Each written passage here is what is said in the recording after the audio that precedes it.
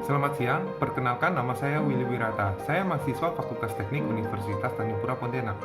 Jadi, di sini saya membuat video presentasi sidang akhir di mana pada saat ini sedang terjadi pandemi COVID-19 sehingga tidak dapat diadakannya sidang secara tatap muka atau offline. Maka dari itu, di sini saya membuat presentasi tentang skripsi saya yang berjudul Perencanaan Struktur Tahan Gempa Hotel 17 Tingkat Makassar. Baiklah, langsung saja kita mulai presentasinya. Terima kasih sebelumnya kepada para tim dosen yang telah menyempatkan waktunya untuk menonton video presentasi sidang akhir saya. Baiklah, akan saya mulai presentasinya. Kita mulai yang pertama, yaitu pendahuluan. Latar belakang, hotel saat ini tidak hanya digunakan sebagai tempat persinggahan sementara, tetapi juga saat ini digunakan untuk acara-acara yang skalanya cukup besar. Kemudian akibat adanya pandemi seperti saat ini, perlu dipertimbangkannya perubahan fungsi gedung. Adapun hotel biasa dialihkan fungsi sebagai tempat isolasi ataupun bisa juga sebagai rumah sakit sementara.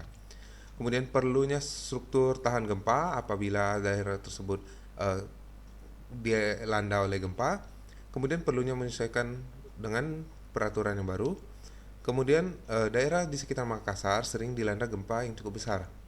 Kemudian rumusan masalah, bagaimana merencanakan elemen-elemen struktur yang mampu menahan beban mati, beban hidup, beban gempa.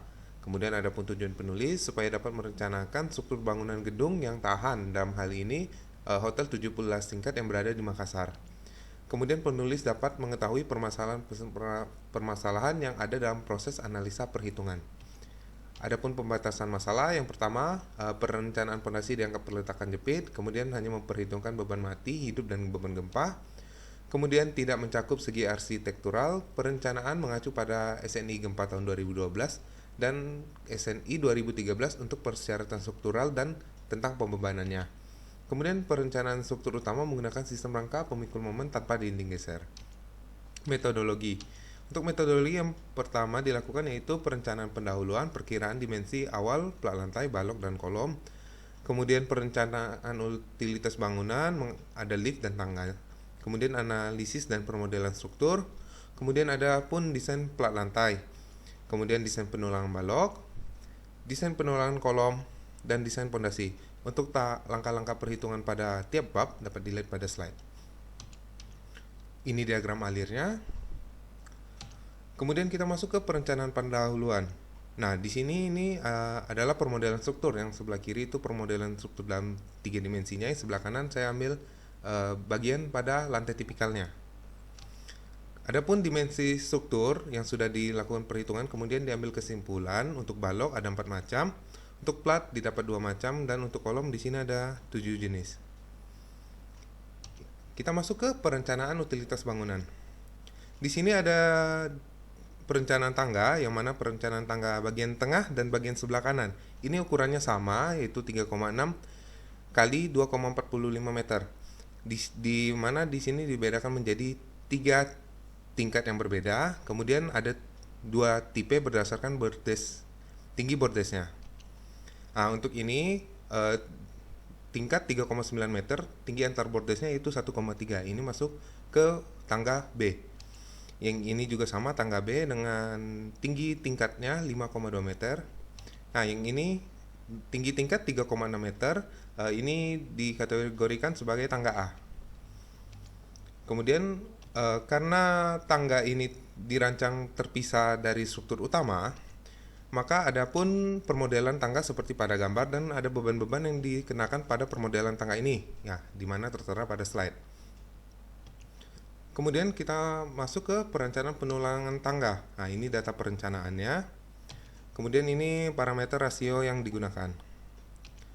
Kita masuk ke penulangan plat bordes. Nah, di sini diambil momen terbesar yang ada pada plat. Kemudian didapatkan nilai momen rencana untuk MX bagian bawah, MY bagian bawah, dan seterusnya.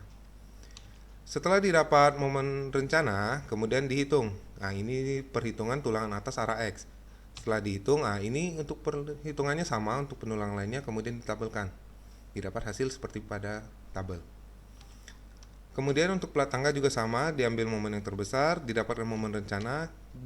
langkah perhitungannya sama. Kemudian ini hasil akhirnya juga didapatkan, dapat dilihat pada tabel untuk penularan plat bordes ini.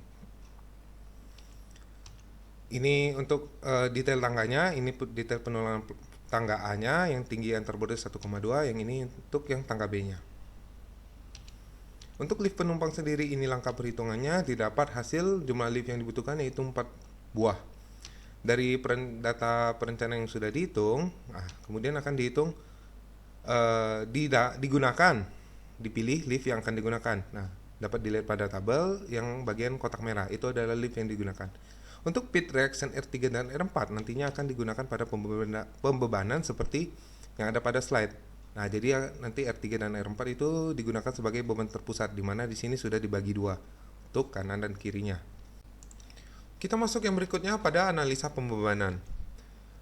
Yang pertama yaitu beban sendiri, digunakan contoh perhitungan pada lantai tipikal, yang ini khususnya lantai 9. Ini gambar dan strukturnya, kemudian dari komponen struktur yang ada dikeluarkan dan dihitung beratnya masing-masing, sehingga didapat total berat sendiri strukturnya. Kemudian untuk beban mati tambahan, di sini ditabelkan beban-beban yang bekerja sebagai beban mati tambahan pada tiap lantainya. Untuk beban hidup juga sama, ditabelkan beban-beban yang bekerja pada tiap lantainya. Kemudian adapun total berat per lantai ini dibandingkan perhitungan manual dan perhitungan program. Untuk yang ini beban sendirinya, yang ini beban mati tambahan, kemudian yang ini beban hidupnya.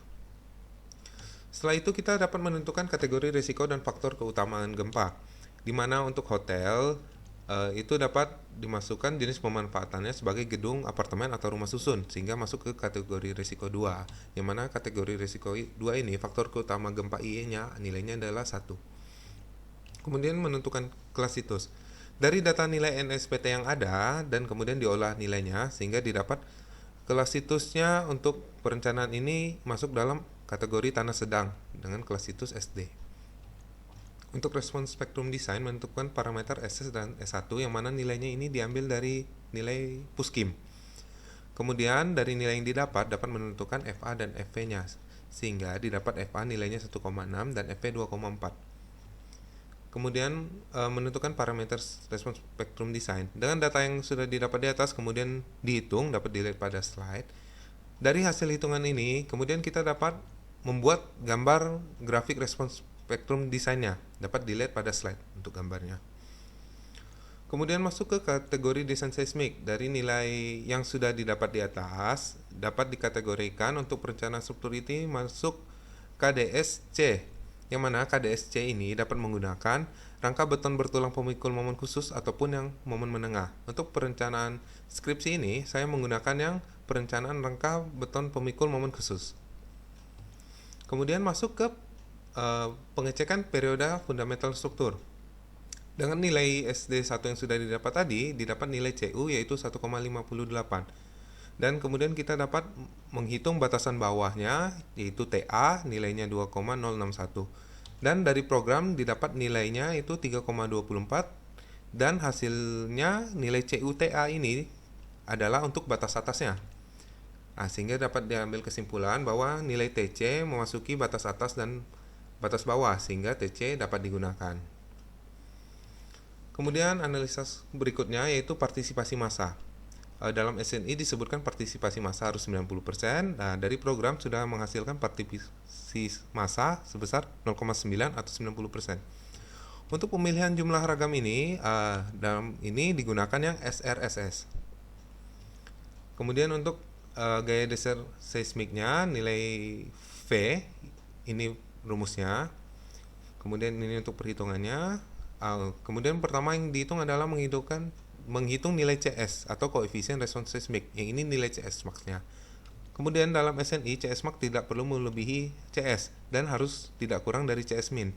Dari pernyataan ini tidak akan digunakan nilai CS min yang nilainya 0,01173. Ini berat total strukturnya yang ada pada permodelan struktur. Jadi totalnya itu dapat dilihat pada tabel.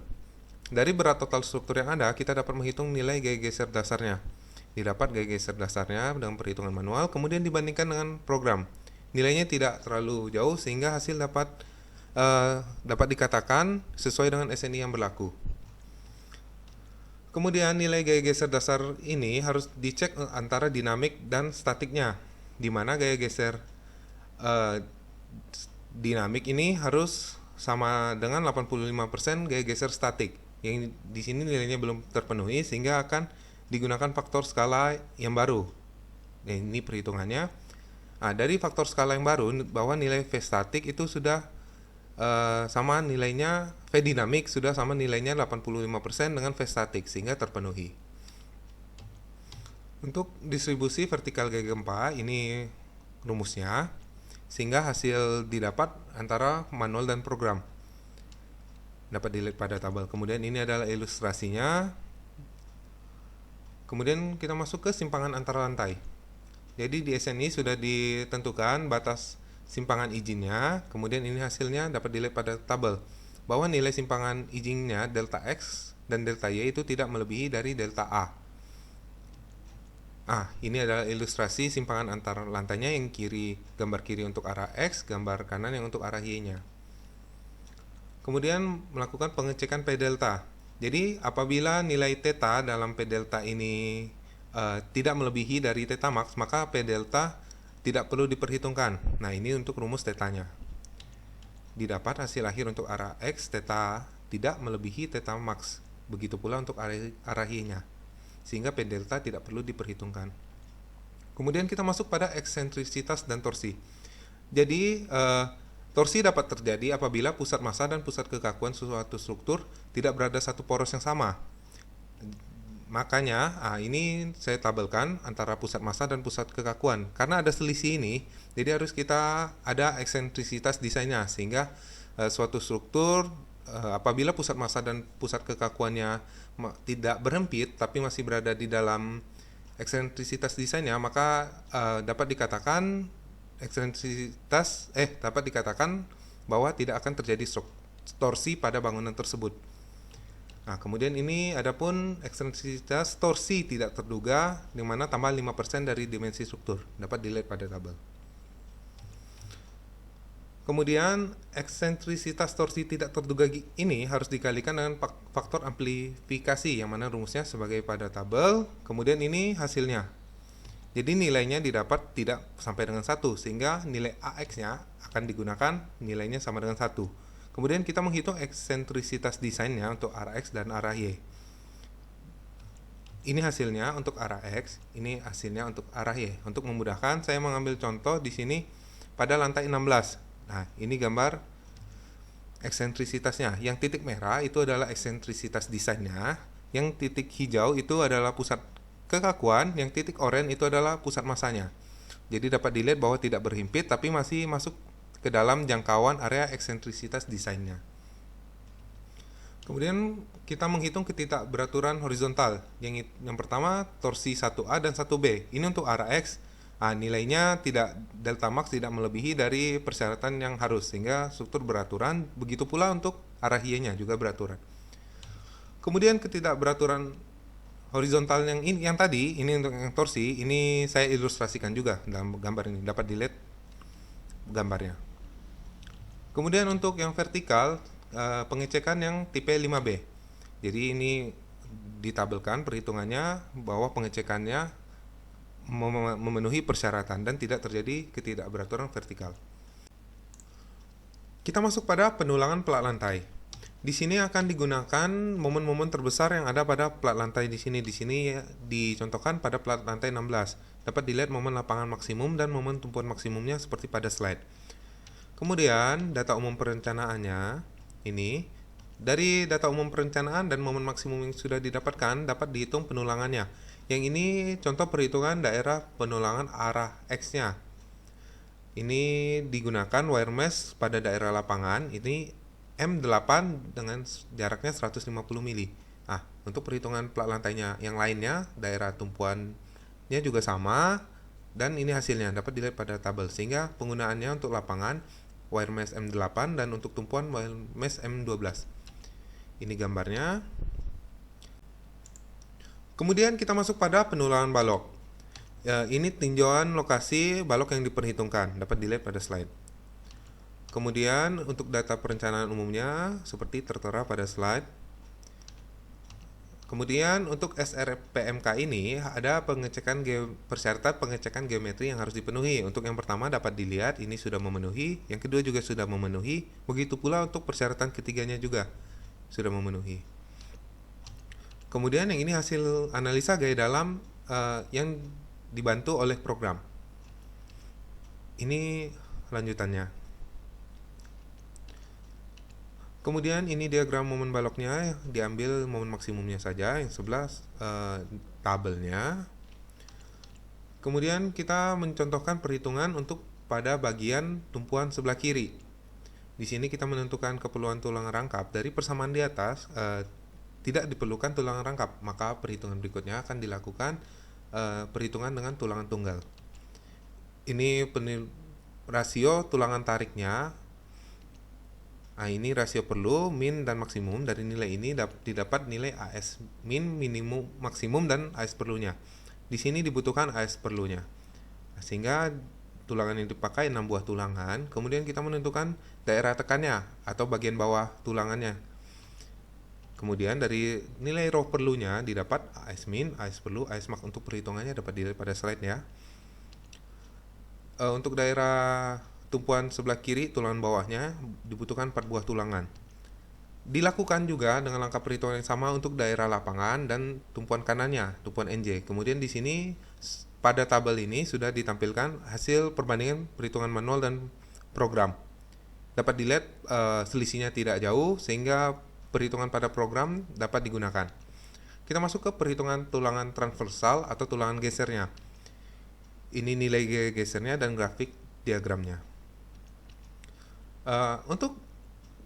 Untuk penulangan geser ini kita harus menentukan tahanan geser betonnya terlebih dahulu. VC dapat diambil 0 apabila memenuhi persyaratan yang ada. Kita mengecek persyaratan pertamanya.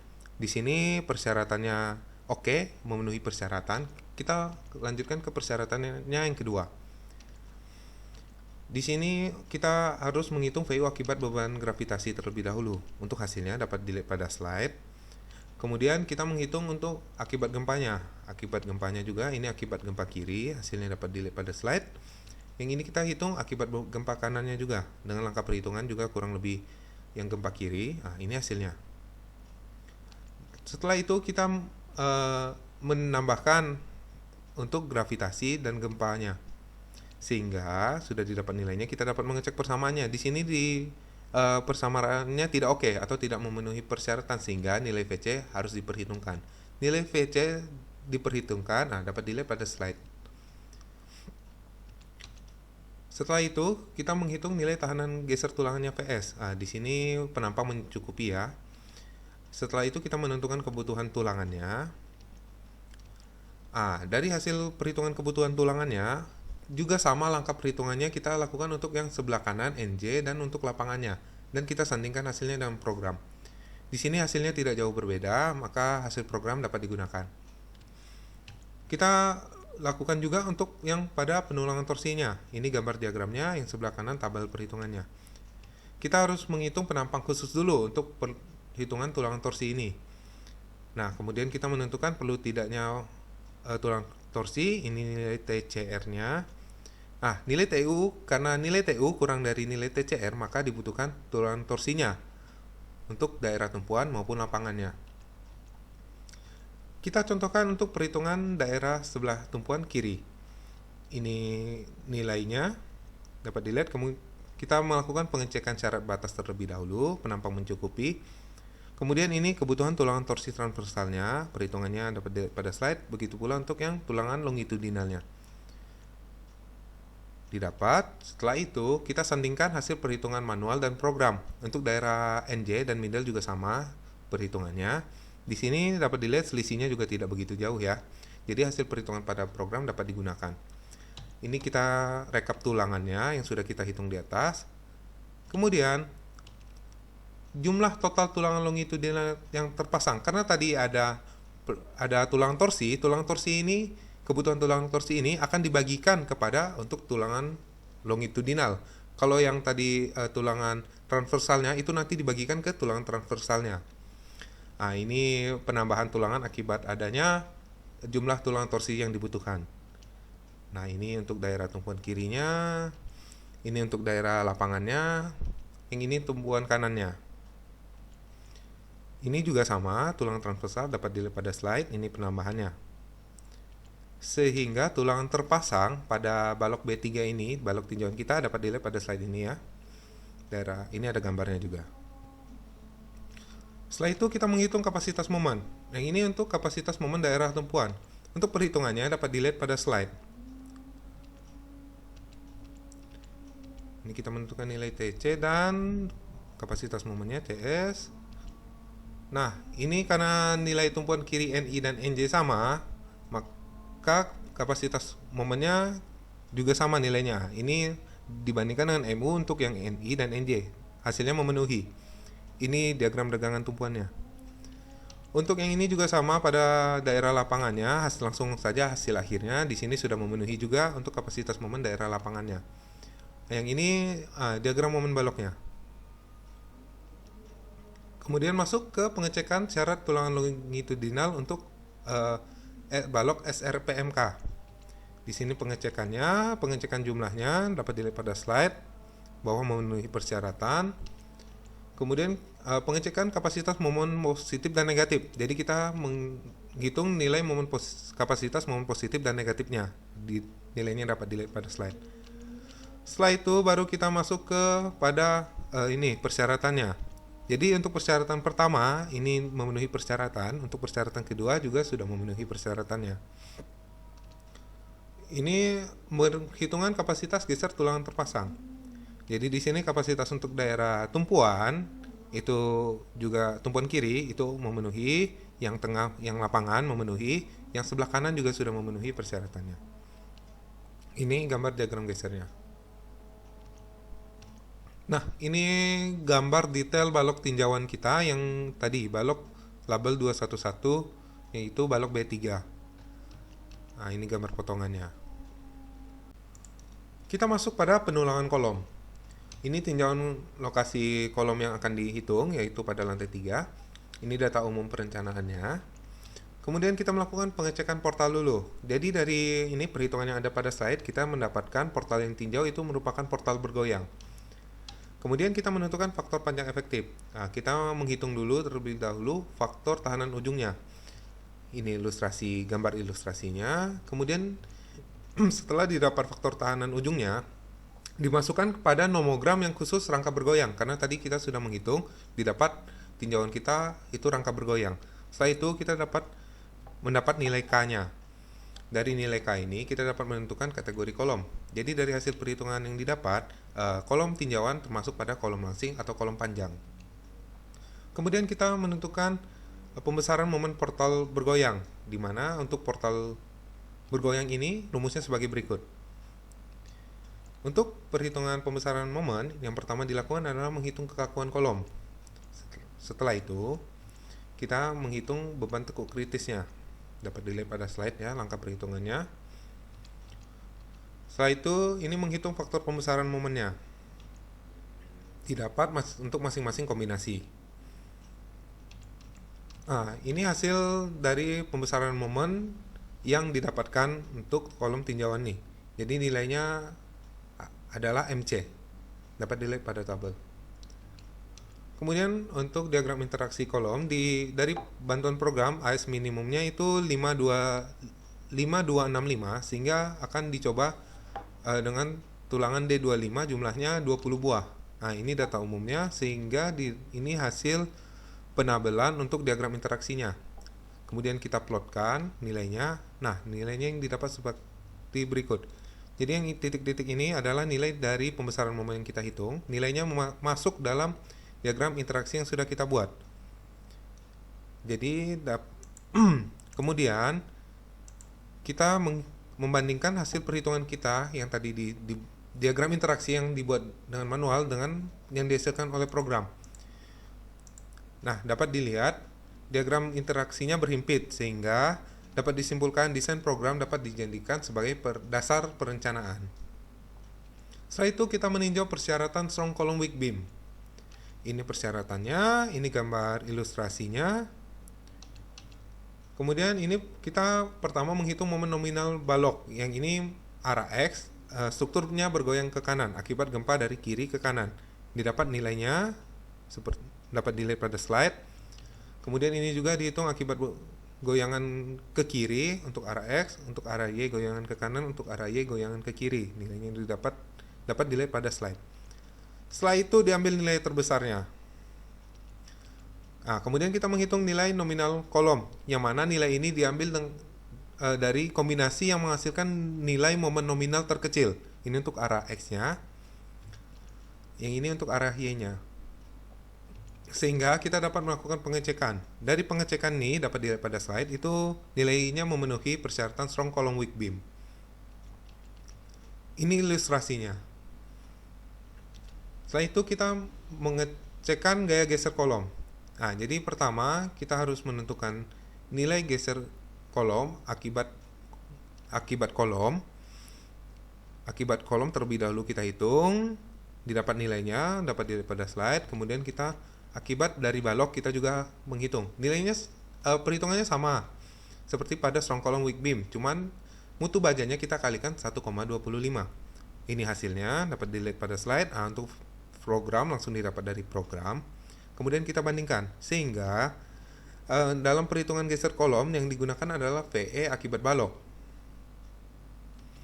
Setelah itu, untuk daerah sendi plastis pada tulang geser kolom, nilai VC dapat diambil 0 apabila memenuhi persyaratan. Tapi dapat dilihat pada slide bahwa dari dua persyaratan yang disyaratkan, dua-duanya tidak memenuhi. Sehingga nilai VC akan diperhitungkan.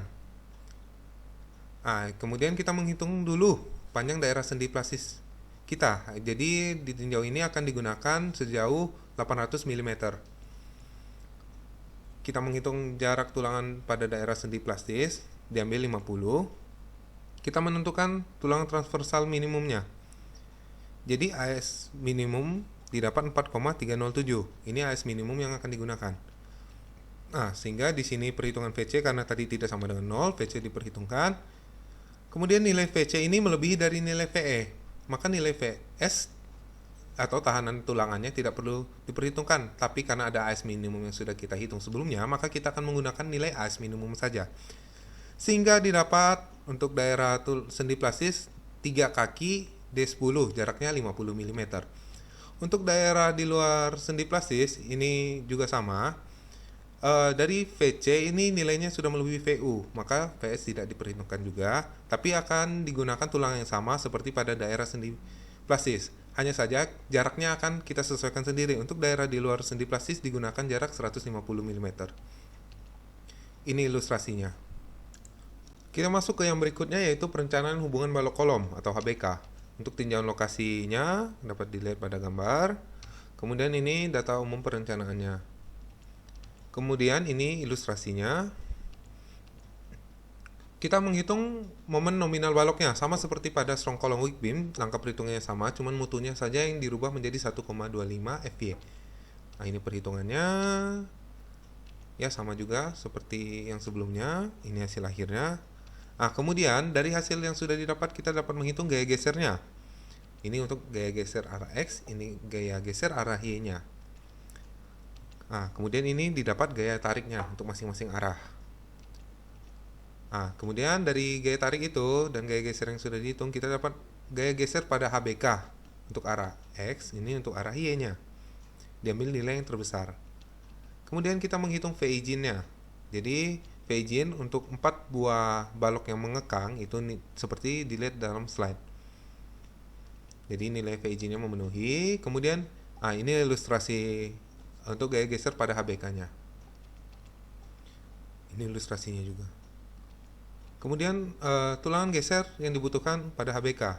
Kita pertama menghitung nilai VC-nya, kemudian menghitung kebutuhan tulangan HBK-nya. Di sini dibutuhkan tulangan HBK sebanyak 4 buah dengan spasinya adalah 100. Kita mengecek kekuatan dengan tulangan baru yang sudah kita hitung, memenuhi persyaratan. Jadi kita menggunakan 4D10, jaraknya 100 mm. Kemudian ini gambarnya. Ini gambar potongannya untuk arah Y. Ini gambar potongannya untuk arah Y, X. Kita masuk ke yang terakhir, yaitu perencanaan pondasi. Di sini daya dukung tanah rencana dari hasil sondir, kekuatan material, dan NSPT. Kemudian dipilih nilai yang paling kecil. Nah, setelah itu, untuk letak tinjauan pondasi yang akan dijadikan contoh perhitungan dapat dilihat pada slide. Setelah itu, kita menghitung kebutuhan pondasi. Langkah perhitungannya dapat dilihat pada slide. Nah, sehingga pondasi tinjauan membutuhkan 9 buah pile. Setelah itu, dari 9 buah pile ini kita menghitung efisiensi kelompok tiangnya. Nah, setelah itu didapat daya dukung kelompok tiangnya yang mana nilai ini dapat menahan beban yang bekerja, yaitu sudah melebihi sigma PU.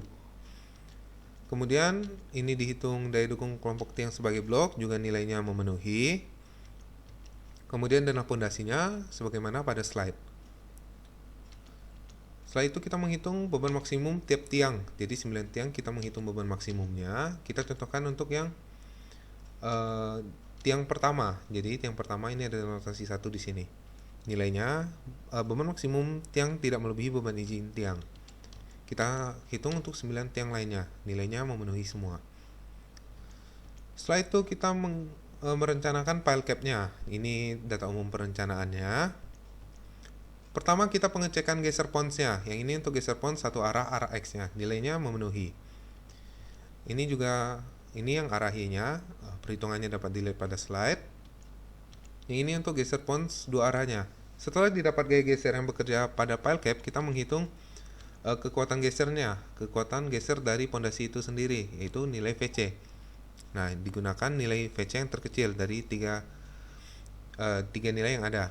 Jadi ini nilainya sudah memenuhi kriteria. Juga sama yang di sekitar tiang, angka perhitungannya dilihat pada slide. Kemudian ini hasil perhitungan tinjauan geser satu arah. Yang ini untuk dua arahnya. Kemudian parameter perencanaan untuk penulangan pile cap-nya. Ini parameter umumnya. Nah, ini dari nilai beban tiang maksimum, sehingga kita olah nilainya sehingga didapat nilai momennya. Jadi ini momen untuk X-nya, momen rencana tulangan X, yang ini momen rencana tulangan Y-nya. Sehingga untuk penulangan arah X ini menentukan rasio tulangan bawahnya, didapat keperluan tulangan bawahnya. Kemudian ini untuk jarak tulangan bawah, kemudian kita dapat menghitung tulangan atasnya, diambil 50% dari AS yang digunakan untuk tulangan bawah. Begitu pula arah Y-nya. Ini dapat dilihat pada slide. Ini juga sama. Nah, sehingga gambar penulangan pondasinya sebagai berikut. Baiklah, itu adalah akhir dari video presentasi saya. Terima kasih atas perhatiannya.